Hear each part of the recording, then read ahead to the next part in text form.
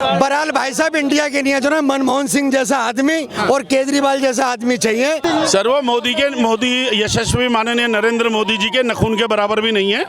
अब आपको मैं एक बात बताता हूँ, सत्येंद्र जैन हैं, उनको किसी भी उसके अंदर जेल में रखा, तिहाड़ जेल की फोटो आ रही है, ओरिजिनल आ रही है, कोई बना तो नहीं रहा गप। एक आदमी है वहाँ पर, वो अपनी बेटी के साथ, एक आदमी अपनी बेटी के साथ बलात्कार करता है।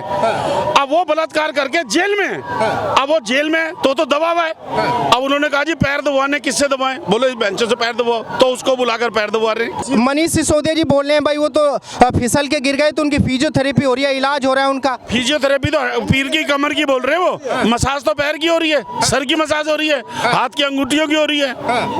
370 को कहते थे हटेगा नहीं, मंदिर बोलते थे बनेगा नहीं।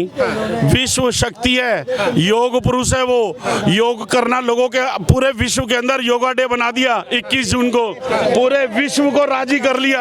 आपके अंदर अगर इतनी काबिलियत है, आप कोई बोलते हो और आपके पीछे पीछे लोग चलते हैं, आपके अनुयायी बोलते हैं, इसका मतलब आप बुद्धिमान आदमी हैं। केवल मोदी जी, केवल मोदी। भाई केजरीवाल जी भी तो कट्टर ईमानदार नेता हैं, उनको क्यों नहीं मिलना चाहिए? प्रधानमंत्री का सर एक बात बताओ, जो आदमी अपने बच्चों की बीवी की झूठी कस्में खाता है, हर एक घंटे में बदल जाता है, वो आदमी प्रधानमंत्री कैसी बातें कर रहे हो यार आप? भाई साहब आप अच्छे चैनल के आदमी हैं, आप अच्छे पढ़े लिखे दिख रहे हैं मुझे, आप लाल किले के सामने खड़े हुए यार, आप जो खाते हो उसको भी भूल जाते हो, जिसके घर में रहते हो उसको भूल जाते हो यार, गलत बात है ना ये। नहीं वो तो उनका मानना तो ये भाई सारे ईमानदार नेता हमारी पार्टी में, मनीष सिसोदिया जी हैं, वर्ल्ड के सबसे बेस्ट शिक्षा मंत्री हैं। श्रीमान जी आप मेरी बात को समझिए, जो अन्ना हजारे और जो केजरीवाल, किरण बेदी और ये जितने भी लोग थे जिन्होंने जंतर मंतर पर धरना प्रदर्शन किया था, इनका भाव ये था कि पूरे भारत के अंदर कहीं पर भी भ्रष्टाचार ना हो, रिश्वतखोरी ना हो, ईमानदारी हो, बहुत नेक आदमी बन जाए। तो कुछ मूर्ख हमारे नेता, चाहे वो समाजवादी पार्टी थी, मुलायम था, कोई भी कांग्रेस थी, कोई सा भी, उन्होंने इसको कह दिया भाई ये करना है तो इलेक्शन लड़ ले। अच्छा। उसने इलेक्शन लड़ लिया।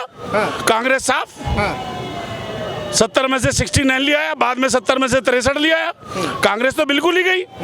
सर उन मूर्खों ने इसको लगाया लाइन पे। पर नहीं, जैसे वो अपने भाई फ्री मॉडल का दावा करते हैं, दिल्ली के अंदर बोले हैं एक हमारा दिल्ली मॉडल है, गुजरात मॉडल है, दिल्ली मॉडल के आगे सारे मॉडल फैला है, तो जब दिल्ली की पढ़ी लिखी जनता वोट कर सकती है फ्री के चक्कर में, तो गुजरात की क्यों नहीं कर सकती? देखिए एक आदमी आपको डेली दान दे, हम ऐसे भीख मांगे, और एक हाथ आपका ऐसा हो जो आप लोगों को दान दे रहे हैं, तो आपको बड़ा गर्व महसूस होगा। अगर हम किसी से मांग कर खाते हैं तो हमारे को दुख होएगा। भाई साहब हमारी जो दिल्ली है, हमारे जो लोग टैक्स पे करते हैं, उसका एक धन होता है, चाहे वो लाखों में हो करोड़ों में, हम एक एग्जाम्पल ले रहे हैं, वो धन है 100 रुपये। अब वो 100 रुपये लगने थे दिल्ली के ऊपर। अच्छा। अब इन्होंने क्या करा, वो 80 रुपये तो फ्री में बांटने शुरू कर दिए। रुपए तो पूरी दिल्ली के थे ना, वो उससे तो दिल्ली में काम होना था ना। अब आपका घर है 40,000 में चलना है, अब आप 40,000 में उसको बांटना शुरू कर दो 30,000 को। अब वो 10,000 के बाद क्या करोगे, कर्जा लेना पड़ेगा ना। तो अब वो क्या करते हैं, केंद्र से इधर से कर्जा लेते हैं, जो कि गलत है। नहीं, केजरीवाल जी विकास की राजनीति भी तो बताते हैं, भाई हम तो देश का विकास करें, दिल्ली का लंदन बनाने की बात करते हैं, और बाकी राज्यों को दिल्ली जैसा मॉडल बनाने की बात करते हैं। सर मेरी सरोजनी नगर, मैंने आपको बताया दुकान है, मैं सरोजनी नगर से चला हुआ हूँ 3:45 बजे का अपनी कार से, और अभी मेरे ख्याल 6:30 के आसपास हो रहा है। तो ये तो दिल्ली की हालत है, कैसे आएंगे आप? एक बात सुनो, लंदन बनाने की बात किया था, नहीं बना। कहाँ है लंदन देखा उसने कभी? यार रिक्शे वाला भी घर चलाता है, आप भी चलाते हैं। आप अगर अपने घर के रुपए का बांट देंगे तो कल को रिश्तेदार से, पड़ोसी से कर्जा लेना पड़ेगा ना, तो वो दिल्ली तो कर्जे में हो रही है। अच्छा मेरा सवाल आपसे, भैया एक सेकंड दीजिए, एक सेकंड। मेरा सवाल आपसे ये, आपने दिल्ली की बहुत सारी सरकारें देखी होंगी अब से पहले, और आपने प्रधानमंत्री बहुत सारे देखे होंगे, आपने बोला मेरी 61 साल उम्र है, लेकिन जिस तरीके से मोदी जी देश के 8 साल कार्यकाल पूरा हुआ देश के अंदर, तो क्या लगता है भाई मोदी जी ने देश को जहाँ था उससे ऊपर लेके गए, पीछे लेके गए, देश को चाहिए था वो मिला? सर 370 को कहते थे हटेगा नहीं, मंदिर बोलते थे बनेगा नहीं। विश्व शक्ति है, योग पुरुष है वो। योग करना लोगों के पूरे विश्व के अंदर योगा डे बना दिया 21 जून को, पूरे विश्व को राजी कर लिया। आपके अंदर अगर इतनी काबिलियत है, आप कोई बोलते हो और आपके पीछे पीछे लोग चलते हैं, आपके अनुयायी बोलते हैं, इसका मतलब आप बुद्धिमान आदमी हैं। आज इतना बड़ा विश्व शक्ति जो यूक्रेन से रशिया लड़ रहा है, रूस लड़ रहा है, रशिया का जो पुतिन है उसको बैठे के माननीय नरेंद्र मोदी क्या कह रहे हैं, भैया ये ऐसे नहीं चलेगा, ये प्यार से कॉम्प्रोमाइज करके लड़ाई झगड़ा की। इतनी बड़ा दिल रखना वो केवल भारत के पास है, यशस्वी माननीय नरेंद्र मोदी के पास है। लेकिन लोग बोलते हैं भाई 370 का फायदा क्या हुआ? पूरे इंडिया का कोई भी आदमी इंडिया में जाएगा तो रोजी रोटी कर सकता है, दुकान खोल सकता है, नौकरी कर सकता है, काम कर सकता है। आपकी जमीन, आपका पैसा, आपका टैक्स, आप J&K में नागरिक नहीं बन सकते। क्यों नहीं बन सकते? उसी को तो खत्म कर रहे हैं, उसी को हटाया। भैया उसको हटा भी दिया और वो ये कह रहे आओ बिजनेस करो। और फिर ये देखो कितनी दुखद बात है, हमारे बिहारी भाई या कोई मध्य प्रदेश से लोग गए या कोई बैंक मैनेजर का ट्रांसफर हुआ है तो वहां पर क्या कर रहे, उसको मार देते, गोली मार देते। जैसे गुजरात में इलेक्शन है, अभी सारे नेता वहाँ पे ताबड़तोड़ रैलियां कर रहे हैं। पीछे से पिछले 25 सालों से बीजेपी राज करी है गुजरात के अंदर, तो केजरीवाल जी जिस तरीके से उनकी पॉपुलैरिटी बढ़ रही है, मोदी जी के लिए चुनौती होंगे गुजरात के अंदर? नहीं, गुजरात में 10, 12, 15 सीटें आ जाए तो आ जाए, और ऐसा वहाँ कोई नहीं पसंद कर रहा। वहाँ के लोग व्यापारी हैं, पढ़े लिखे हैं, समझदार हैं। अच्छा एक बात बताता हूँ मैं आपको, भाई साहब सुनना। भाई साहब, जब हमारे दिल्ली के अंदर हमने कई बार देखा है जो धूप बत्ती वगैरह होती है जो हम भगवान को चढ़ाते हैं, तो कई लोग ना धूप बत्ती पे भगवान की फोटो बनाते हैं। धूप बत्ती में तो कई लोगों ने देखा, जो बड़े बुद्धि लोग थे, धूप बत्ती जलाने के बाद उसे डस्टबिन में फेंक देते थे, पैर में आता था। तो दुकानदारों ने उनको बोला, धूप बत्ती वालों को बोला, यार ऐसे मत करो, इसके ऊपर कोई और फोटो बना दो, तुम लिख दो फला अगरबत्ती, भगवान की फोटो मत डालो क्योंकि भगवान की बेइज्जती होती है। ठीक है। अब वो क्या कह रहा है कि जी मैं ना, गुजरात के लोग व्यापारी हैं, मैं इंडियन करेंसी के अंदर लक्ष्मी की फोटो बना दूंगा। अब लक्ष्मी की फोटो, अब हमारी देवी की फोटो वैश्य के हाथ में जा रही है। मेरा सवाल आपसे है भाई, केजरीवाल जी अपने आप को कट्टर ईमानदार बताते हैं, लेकिन वहीं पे एक्सपोज हो जाते हैं। उन्होंने कम से कम 10 बार कसमें खाई हैं कि भाई हम बच्चों की कसम खाते हैं, कांग्रेस से हाथ नहीं मिलाएंगे, राजनीति में नहीं जाएंगे, इलेक्शन नहीं लड़ेंगे। तो मोदी जी को कहाँ काउंटर कर सकते हैं? सर वो मोदी यशस्वी माननीय नरेंद्र मोदी जी के नखून के बराबर भी नहीं है।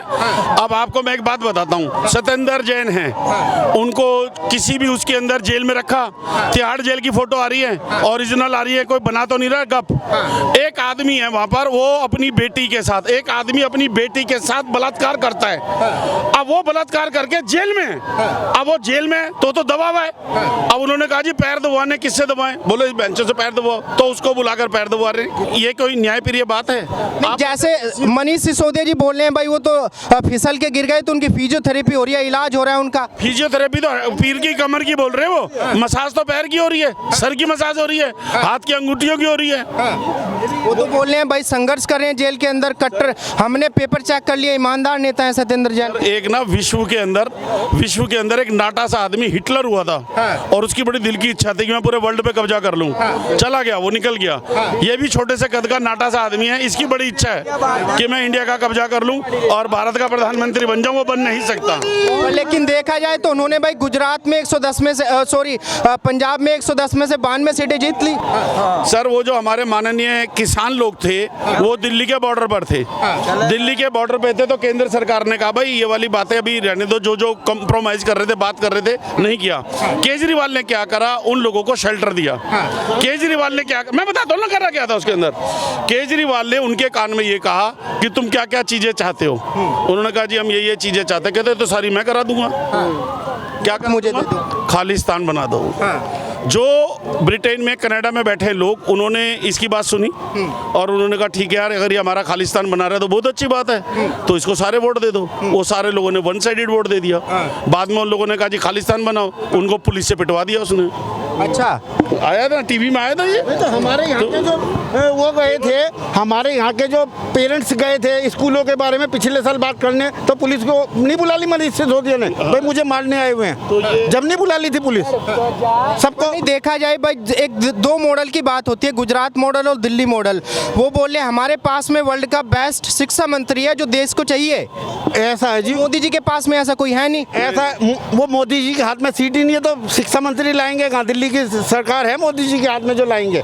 जब होगी तो वो भी ले आएंगे। नहीं भाई, देश के लिए तो लेके आए मोदी जी, केंद्र में लेके आए कोई ऐसा शिक्षा मंत्री। तो शिक्षा मंत्री तो देश का चलता, वो देश का थोड़ी चलता है, राज्य का चलता है। देश का भी तो शिक्षा मंत्री होता है। भ्रष्टाचार करवाना है कि शराब घोटाला करवाना है? ऐसा शिक्षा मंत्री का के शराब का महकमा और एजुकेशन का महकमा एक ही आदमी के पास है। इन्होंने कूड़े का मुद्दा पढ़ाया गया, शराब पिलाएगा बच्चों को, क्या करेगा? इससे भ्रष्ट आदमी है कोई? सिसोदिया से भ्रष्ट, हटा सकता है कोई? सिसोदिया से भ्रष्ट एक भी है इस दुनिया में? वो तो नंबर 1 शिक्षा मंत्री उनको। वो तो नंबर एक हरामखोर भी कह देगा, कुछ भी कह देगा, उसका कहने का क्या है? क्या बात है क्या वो?